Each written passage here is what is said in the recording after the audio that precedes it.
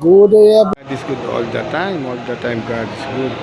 Guys, once again, this is Winfred B. Puspos, ang lagi nagsasabing, anumang hirap ang pagdaanan natin dito sa mundo, mananatili mabuti ang Diyos. Guys, hindi tayo ngayon sa showroom namin. Sobrang kasi, sobrang bibihira. meron kaming display ng expander cross dito sa showroom. Tapos ito guys naka green bronze pa yung kulay. Napakaganda ng promo na Expander cross guys, kaya siyang zero cash out. Tapos meron siyang 40,000 na fuel subsidy. Tapos meron siyang 1 year PMS. Pero guys, yung expander GLS, kaya rin siyang zero cash out. Pero yon meron yung 2 years PMS. Guys, yung PMS na libre na expander GLS guys hindi yun yung labor lang. Libre yun lahat, pati yung mga langis na nilalagay, lahat yun guys libre. Ang babayaran nyo lang guys yung miscellaneous, yung mga ginagamit na gloves, plastic, yun lang yung babayaran nyo. Pero yung oil filter, pati yung mga oil na kinakabit, libre yung guys. Paglabas ng sasakyan guys, bibigyan namin kayong certification na libre yung 2 years PMS nyo kahit sang lugar pa kayo. Kahit sa tawid dagat guys, mga kliyente kong tawid dagat guys, na narinis ko, libre yun. Ito guys, napakaganda ng expander cross no. Sa mga nagbabala kumuha dyan ng expander cross, itong nasa harapan natin, ang tawag dyan screen bronze. Siyempre, unahin ko lang muna, ikutan natin yan guys, unahin ko sa kanyang body. Guys, lahat naman ng body ng Mitsubishi, equipped sa Rise Body, yung tinatawag namin na Rise Body. Yung Rise Body, yung Reinforced Impact for Safety Evolution. Ano bang ginagawa ng Reinforced Impact for Safety Evolution? Guys, dinesign at structure yung body niya. Wag naman sana pagka mayroong collision, meron kasi yan guys, naka-crumple zone yan. Because of crumple zone, kunyari guys, merong collision, nabangga. Meron yung crumple zone na tinatawag. Because of crumple zone guys, hindi basta-basta mapasok yung impact sa loob. So ang benefits nun is for safety. Tapos syempre dyan sa gilid, meron yung side impact beam. Yan guys, may side impact beam. Side impact beam guys, for safety rin yun guys sa gilid. Yan. Guys, unahin ko sa kanyang windshield. Guys, ang windshield ni expander cross, lahat naman ng expander guys Yan. Ang windshield, gawa yan sa sound insulating film. Yung sound insulating film guys, yung nilelesen niya yung ingay sa labas. So, ang benefits noon sa mga nakasakay sa loob, hindi mo rinig yung ingay sa labas. Guys, actually guys, kaya mabili ito expander because of that. Because din sa kanyang ride. Sa kanyang ride guys, napakaganda rin kasi ng suspension nito ng expander guys Sa harapan, naka-MacPherson strut yan, coil spring with stabilizer bar. Tapos sa likod, naka-torsion beam. Guys, kapag kay MacPherson strut guys yun yung gamit na suspension sa Subaru. Ang ganda ng rides nung guys, sobra. Kaya ito guys, maganda yung rides. Tapos syempre, napakaganda rin kasi nung fuel efficiency ni expander. Kasi nga guys banggitin ko na lang din, yung makina ng expander guys is 1.5 liters, double overhead camshaft, 4-cylinder in line with the technology of Maybach. Yung Maybach guys, Mitsubishi Innovative Valve Time Electronic Control System. Guys, sisimplehan ko na lang kapag gusto mo ng power, bibigay niya sa'yo. Kapag gusto mo ng fuel efficiency, bibigay niya sa'yo. Ganun kaganda kapag ka naka-Maybach technology ka.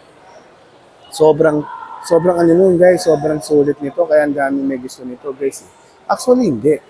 Hindi marami talagang kumukuha nito sa amin. Most of the application namin, puro expander. Hindi lang kasi, alam mo guys, yung iba pinang family use. Siyempre iba, yun nga, ginagawa nilang pang-grab. Kasi nga guys, sobrang tipid sa gasolina nito. At siyempre, napakatibay. Siyempre yan guys, guys, sa expander ko ito nasa harapan natin. Sa kanyang front grille design guys, yan, yung honeycomb na yan, na napakaangas. Naka-piano black finish na honeycomb. Tapos, meron siyang multi-around camera. Yan guys, naka-multi-around camera. Tapos, siyempre, pagdating sa kanyang projector headlight guys, naka-LED yan. Yan, naka-LED yan guys. Sa projector headlight, naka-LED yan. Tapos, naka-LED rin yung daytime running light. Tapos, yan guys yung fog lights na yan guys, naka-LED rin yan. So, ano bang benefits kapag naka-LED ka? Guys, kapag naka-LED ka kasi, more vision, better visibility, and fuel efficient. Energy efficient. Kaya guys, fuel efficiency. Yun ang maganda kapag naka-LED ka guys. Kasi guys, yung LED guys, focus, naka-focus lang siya kung saan, yung nakatutok. Compare natin sa mga halogen, sa mga bulb type. Kasi ayun, kalat-kalat. Tapos yan na guys, ito sa gilid, ito. Yan, syempre, naka-fender flare yan dito sa harap. Hanggang sa side skirt, meron siyang side skirt guys. Yan. Tapos sa likod guys, naka-fender flare din yan. Guys, ang sukat ng kanyang, syempre, naka-two-tone alloy wheels yan guys. Two-tone alloy wheels, 205 by 55 R17. Ventilated disc brake sa harap, tapos sa likod, drum brake. Yan guys. Yan. Tapos guys, syempre, equip siya ng, eto guys, automatic to. Automatic retractable to. Equip siya ng LED turning signal light. Tapos syempre, meron siyang, yan, yung multi-arm camera niya sa gilid. Yan. Syempre guys, top of the line, equip siya ng KOS, Keyless Operation System. Yung Keyless Operation System guys, within 70 centimeters guys. Pipindutin mo lang to, tapos, makakapasok ka na sa loob. Guys, yung susi kahit nasa bag mo o nasa bulsa mo, pipindutin mo lang, makapasok ka sa loob. Ito ang loob the expander cross. Guys, simulan ko sa kanyang driver side. Ito guys, leather to, leather, so padded leather. Tapos, syempre, andito yung controls ng window and then central locking. Tapos guys, pagdating sa kanya seat material guys, ayan, leather seat with heat guard yan.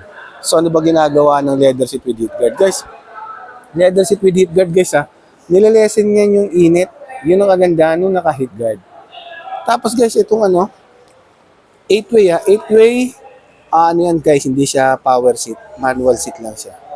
Tapos, dito sa steering wheel guys, ito, steering wheel guys, 3-spoke leather wrap to guys, 3-spoke leather wrap. Nandito sa kaliwa yung control ng audio control. Tapos, dito naman sa kanan yung control ng cruise control. Tapos, merong voice command. Tapos, yung answering call and then yung down na button. Yan guys. Tapos, syempre, pagdating sa kanyang infotainment system guys, 10 inches yan guys, touchscreen monitor yan. 10 inches, naka-digital na guys, naka-touchscreen monitor. Guys, ano yan? Wireless yan. Wireless Apple CarPlay and then Android Auto.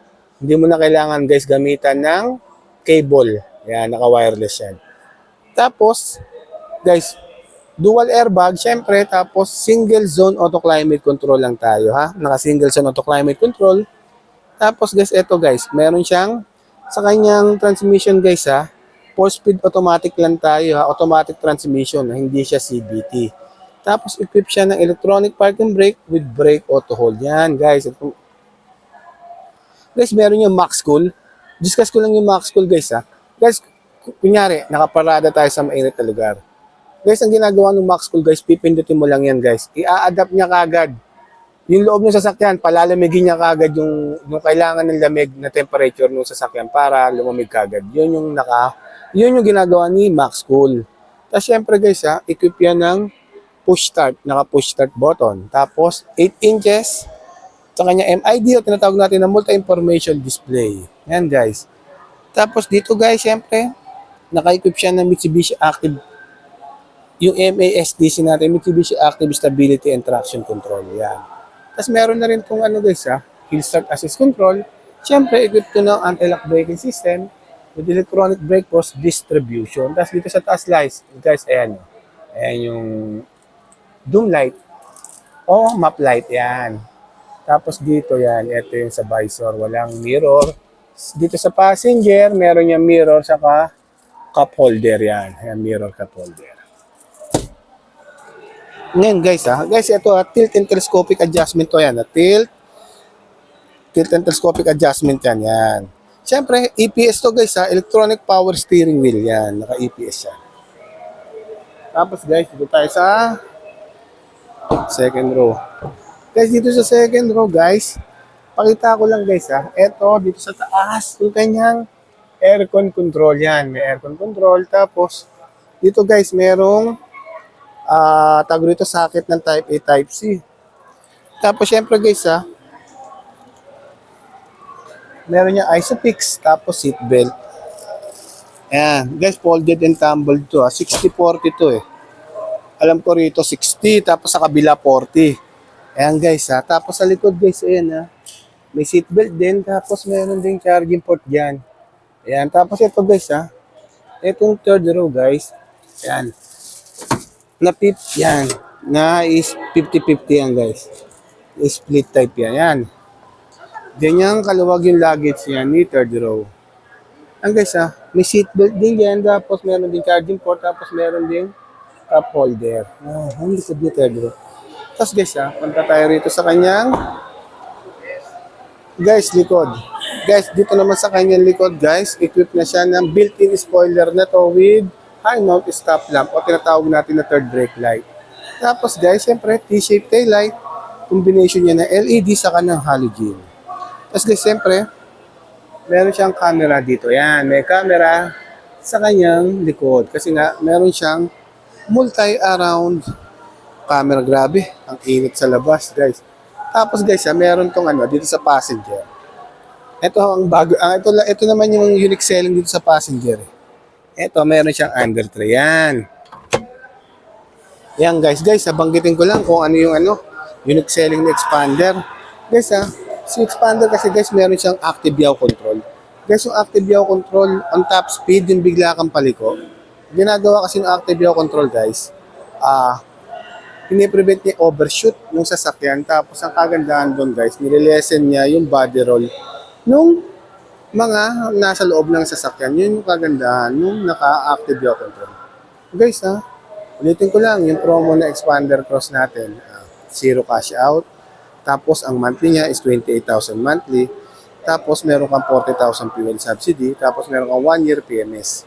Tapos, guys, bibigyan ko kayo ng Bosch Europa Horn, dashcam, bibigyan ko kayo ng rain visor, bibigyan ko rin kayo ng deep dish matting. Guys, nandyan yung contact name ko with my contact number. Just feel free to inquire, guys. Madali lang po kausap. Just feel free to inquire. Guys, tawag lang kayo sa akin, Sa mga nag-subscribe sa akin, gusto nga pala magpasalamat. Sa mga na-release kong galing dito sa YouTube, maraming salamat po sa inyo. Guys, pero sa expander, di pa ako nakakuha na YouTube. Sana ikaw na yun, yung makakapanood dito. Sana ikaw yung una ko marirelease dito sa YouTube. Yan, once again, this is Winfred Vipos Pus, ang lagi nagsasabing anumang hirap ang pagdaanan natin dito sa mundo, mananatili mabuti ang Diyos. Thank you so much, guys. Salamat.